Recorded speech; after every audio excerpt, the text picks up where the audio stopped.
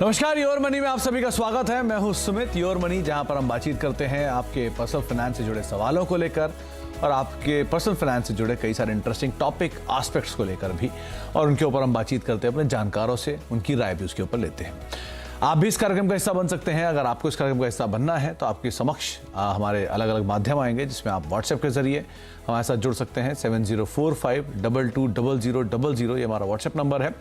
इसके अलावा आपके सामने हमारा मेल आईडी है, यानी कि yourmoney@nw18.com। इस मेल आईडी पे आप अपना सवाल भेज सकते हैं। आस्क आवाज योर मनी, ये हैशटैग यूज करके भी आप इस कार्यक्रम का हिस्सा बन सकते हैं और साथ ही साथ हमसे सवाल पूछ सकते हैं।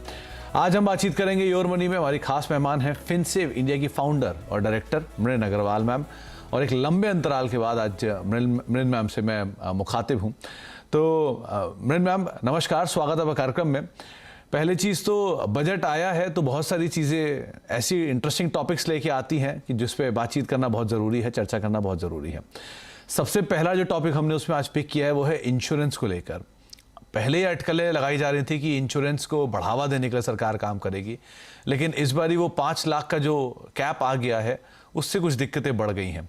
तो क्या ये एचएनआईज को खाली डिस्करेज करने के लिए कि वो इंश्योरेंस को बतौर इन्वेस्टमेंट या टैक्स सेवर के इस्तेमाल ना करके सीरियस इन्वेस्टर्स इसके अंदर आए, क्या कुछ ऐसा कदम उठाया गया है जिसकी वजह से सरकार ने इसको शायद टैक्स किया है? तो सबसे पहले तो नमस्कार Sumit, and it's lovely to be on your show. मेरे ख्याल से तो जो सरकार ने किया है वो बहुत अच्छा किया है, क्योंकि ज्यादातर हम देख रहे थे कि लोग जो ये इन्वेस्टमेंट लिंक्ड इंश्योरेंस प्लान्स हैं, जैसे कि आप इसमें आपके पास एंडाउमेंट है या इसमें आता है आपका कैपिटल गारंटीड प्लान्स जो आते हैं, इसमें ज्यादातर लोग इसीलिए पैसे डाल रहे थे बिकॉज ऑफ द फैक्ट कि इसमें टैक्स नहीं लगता था। सबसे पहले तो ये प्रोडक्ट सही नहीं रहते हैं, ये तो मैंने पहले भी बहुत बार बोला है कि इन सब प्रोडक्ट्स में कॉस्ट बहुत ज्यादा है, रिटर्न्स काफी कम है, और ये ज्यादातर लोग कर रहे थे बिकॉज उनको जानकारी नहीं है। So I think that it's a very good thing कि अब ये नया कैप आ गया है, क्योंकि इसका मतलब ये है कि जो इन्वेस्टर जो स्मॉलर इन्वेस्टर है जो ये करना चाह रहा है, ठीक है, but at least nobody is utilising it just for the tax benefits. तो लोग जो इसको टैक्स बेनिफिट के लिए यूज़ करते हैं, या फिर जिस तरह से इसको अब तक यूज़ किया जा रहा था, उस यूसेज को कम करने के लिए, डिस्करेज करने के लिए ये कदम उठाया गया है। तो मृण मैम, डिकेड्स के एक्सपीरियंस है आपको पर्सनल फाइनेंस में।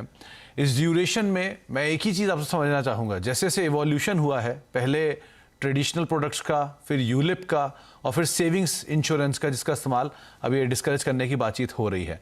तो अलग अलग लोगों के लिए अलग अलग तरह के प्रोडक्ट्स हैं, लेकिन आइडियली प्रोडक्ट का जो चुनाव है वो कैसा होना चाहिए? ये लेने चाहिए थे, नहीं लेने चाहिए थे, क्या लेना चाहिए था? तो सबसे पहले तो जो आप प्रोडक्ट चुनते हैं वो आप अपने गोल के हिसाब से चुनिए। इसका मतलब ये है कि आप कितने साल तक ये पैसे लगा के रख सकते हैं, आप उसके हिसाब से चूज कीजिए, ना कि ये कि इस प्रोडक्ट में हमें कितना रिटर्न आ रहा है या अगर हमें टैक्स डिडक्शन मिल रहा है। सालों से हम यही देखते आ रहे हैं कि इन्वेस्टर्स जनरली ये वो प्रोडक्ट चूज करते हैं जिसमें टैक्स बेनिफिट मिल रहा हो, टैक्स डिडक्शंस मिल रहे हो, या जिसमें बहुत हाई रिटर्न आ रहा हो। But what you need to buy is as per your goals. तो सबसे पहले तो ये आपको देखना है। दूसरी बात जो आपको देखनी है वो ये है कि इस प्रोडक्ट में रिस्क क्या है, क्या हम ये जोखिम लेना चाह रहे हैं या नहीं लेना चाह रहे हैं। तो ये सब चीजों को देखकर ही आपको एक प्रोडक्ट चूज करना पड़ेगा। एंड ऑफ कोर्स ये बहुत इंपॉर्टेंट है अब ध्यान रखने के लिए कि क्या ये प्रोडक्ट हमें post tax, post inflation basis पर एक अच्छा रिटर्न दे रहा है कि नहीं। क्योंकि अगर हम बहुत सारे ये जो ट्रेडिशनल प्रोडक्ट्स हैं अगर हम इनको देखें तो post tax and post inflation adjusted basis पर इसमें तो रिटर्न ही नहीं बन रहा है। मृण मैम, 2 और बड़े डेवलपमेंट जो इस बजट के अंदर हुए हैं वो है एक महिलाओं को लेकर भी और एक सीनियर सिटीजन को लेकर भी। महिला सम्मान बचत प्रमाण पत्र 7.5% के आसपास का रिबेट फॉर 2 साल के लिए, वो 2025 तक के लिए, और उसके अलावा सीनियर सिटीजन्स के लिए जो कि 60 साल से अधिक जितने भी सीनियर सिटीजन हैं वो इसको खुलवा सकते हैं, करीब करीब 15 लाख से बढ़ा के इसकी लिमिट 30 लाख कर दी गई। ये 2 डेवलपमेंट्स को आप कैसे देख रहे हैं, और ये जो नए प्रोडक्ट एडिशन हुए हैं कितने यूजफुल, कितने कारगर? जो सीनियर सिटीजन्स के लिए ये जो लिमिट्स बढ़ाए हैं सीनियर सिटीजन सेविंग स्कीम्स और post office monthly income scheme में, ये एक अच्छी चीज है। वो इसीलिए क्योंकि जो सीनियर सिटीजन्स हैं उनकी सबसे बड़ी दिक्कत ये है प्रिडिक्टेबिलिटी ऑफ फिक्स रिटर्न्स, कि भाई हमें इतना अमाउंट महीने का आना चाहिए। पहले क्या होता था कि हम एफडी में लगा देते थे, उसी से आ जाता था मंथली अमाउंट, फिर बीच में इंटरेस्ट रेट्स कम हो गए तो उसकी वजह से they had to start looking out at other places. But ये चीज होने से जो ये लिमिट्स बढ़ाई हैं 15 लाख से 30 लाख, या पोस्ट ऑफिस एमआईएस में अब आप 15 लाख तक डाल सकते हैं जॉइंट अकाउंट में, तो इसकी वजह से ये अच्छी बात है क्योंकि senior citizens can invest over here and they will have predictability of returns. तो मेरे ख्याल से तो ये बहुत अच्छी बात है। अब जो आपने महिलाओं के लिए जो स्कीम आई है उसके बारे में बात की, आई थिंक इसका फोकस है to get more women in formal savings. काफी सारी महिलाएं जो हम देखते हैं अभी भी घर में रखते हैं पैसे, या जैसे हम तो साउथ से हैं तो इसीलिए मैं चिट फंड्स के बारे में बात कर रही हूँ कि यहाँ पर चिट फंड्स अभी भी बहुत पॉपुलर है। Even with the educated class, it's extremely popular. So I think it's a way to get more people into formal savings channels. And interest rates तो काफी attractive है ही, बैंक रेट से तो थोड़ा ज्यादा ही है। ये बात सही है कि हाँ, चिट फंड का इस्तेमाल करने से तो कहीं ज़्यादा बेहतर विकल्प आपके सामने है, जिसको आप एटलीस्ट देख सकते हैं। 7.5% के आसपास रिटर्न यहाँ पर आ रहा है। अब हम शुरुआत करते हैं सवाल जवाब के सिलसिले की और पहले दर्शक से बातचीत कर लेते हैं। हमारे साथ कुलदीप मौजूद हैं पंजाब से बातचीत करने के लिए। कुलदीप सर नमस्कार, स्वागत है कार्यक्रम में। नमस्कार सर। नमस्कार कुलदीप जी, क्या सवाल है आपका? सर मैंने सर एसआईपी कर रखी है 8,000 की। ओके सर, मेरा 20 साल का टारगेट है सर जी। और सर मैंने इसमें ले रखा निप्पॉन इंडिया स्मॉल कैप ले रखा sir, okay axis small cap ले रखा है, एसबीआई स्मॉल कैप रखा है, और कैनरा रेबोको ले रखा है, और एक पीजीआईएम इंडिया मिड कैप ले रखा है, okay. Axis growth opportunity fund ले रखा है। टारगेट क्या रखा है कुलदीप जी आपने इसमें? सर 20 साल में सर 1.5 करोड़ का टारगेट है मेरा सर। ओके अच्छा कुलदीप जी, एक सवाल और मैं आपसे पूछना चाहूंगा। बाजार के हालिया करेक्शन में चाहे मिड कैप हो या स्मॉल कैप हो, आपको घबराहट नहीं हुई कभी? ऐसा नहीं लगा अपनी एसआईपी बंद कर देनी चाहिए?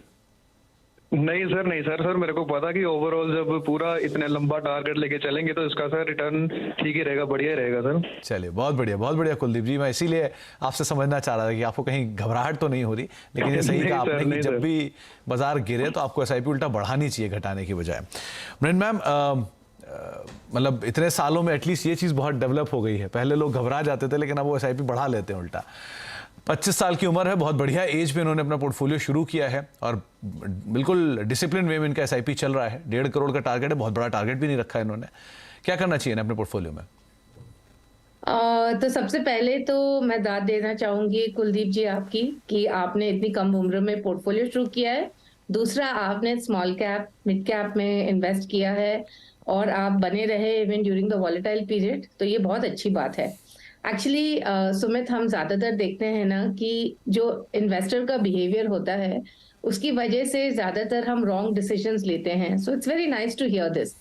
अब जब आपके पोर्टफोलियो के बात आती है तो एक चीज जो आपको ध्यान में रखनी पड़ेगी कि आपने जो 1.5 करोड़ का जो टारगेट रखा है वो इन्फ्लेशन के साथ, अज्यूमिंग 5% इन्फ्लेशन के साथ में वो हो जाएगा 4 करोड़ 20 साल बाद।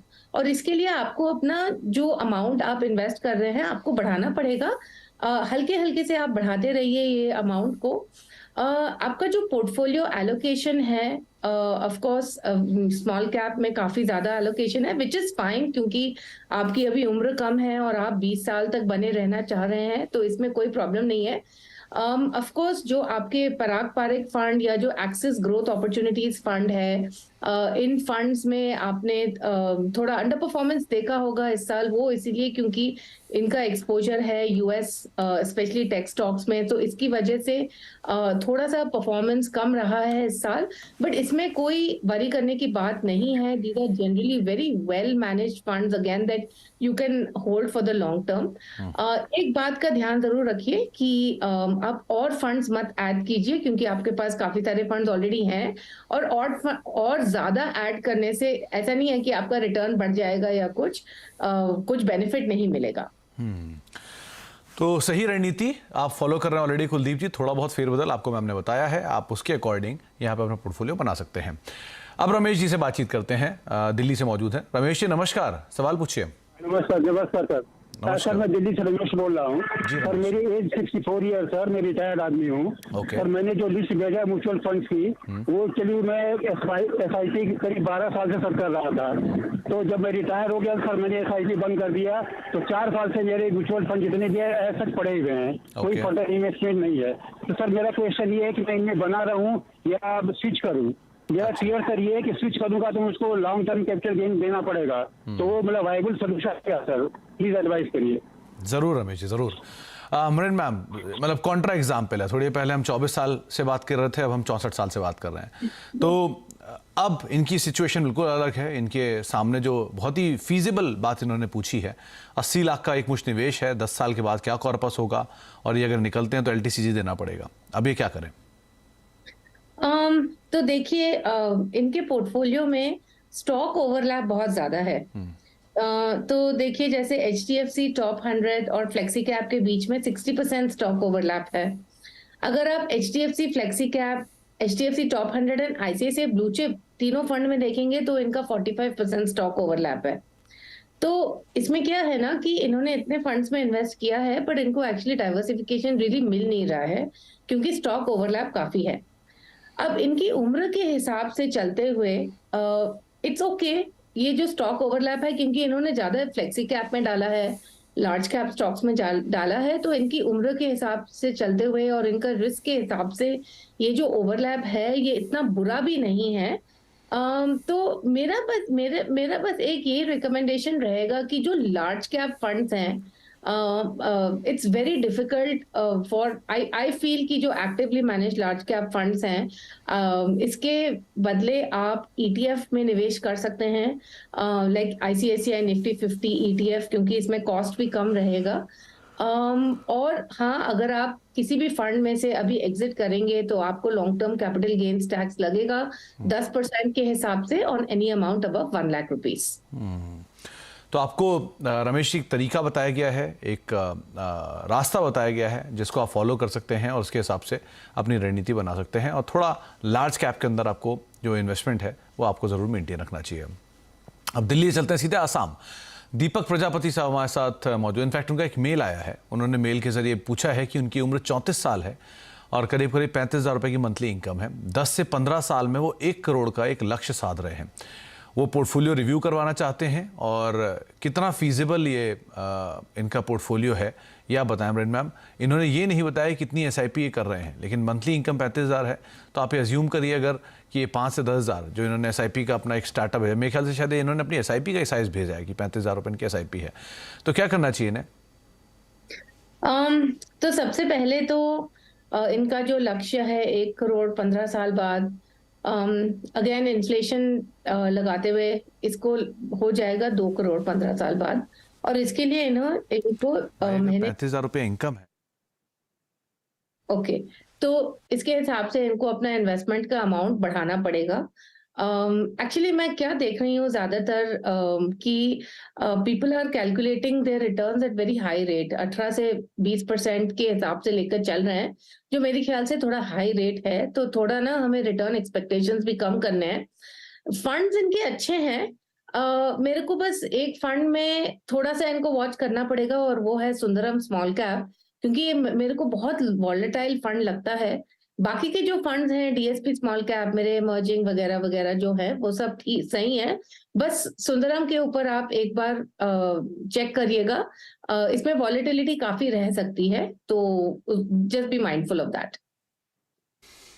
तो आपको सुंदरम स्मॉल कैप फंड से निकलने की सलाह दी गई है, और दीपक जी पोर्टफोलियो को थोड़ा बहुत फेरबदल की ज़रूरत ज़रूर दिखाई पड़ रही है सो फार, लेकिन हाँ एक चीज़ बहुत क्रूशियल मैम ने बोली अभी अभी कि आप पोर्टफोलियो का समय समय पर रिव्यू करते रहें। ये ज़रूरी है कि आप सालों में कुछ फंड्स हैं जो परफॉर्म नहीं करते हैं, कुछ फंड हैं जो बेहतर परफॉर्म करते हैं, तो इन चीज़ों को आधार मान के समय समय पर इनका एक रिव्यू करते रहिए, और जो अभी का रिव्यू कहता है उसके हिसाब से आप कुछ सेलेक्टिव फंड से निकल कर भी जा सकते हैं। बातचीत करेंगे कुछ और दर्शकों से भी और साथ ही साथ कुछ और दर्शकों की राय भी लेंगे। हमारे साथ जो अगले दर्शक मौजूद हैं जिनका उनसे भी हम चर्चा करेंगे, लेकिन पहले एक ब्रेक का वक्त हो गया तो पहले ब्रेक के लिए रुकते हैं, लौटते हैं, मृणाल मैम से बातचीत करते हैं और साथ ही साथ कुछ और सवाल हैं उन पर भी बातचीत करेंगे छोटे से ब्रेक के उस पर।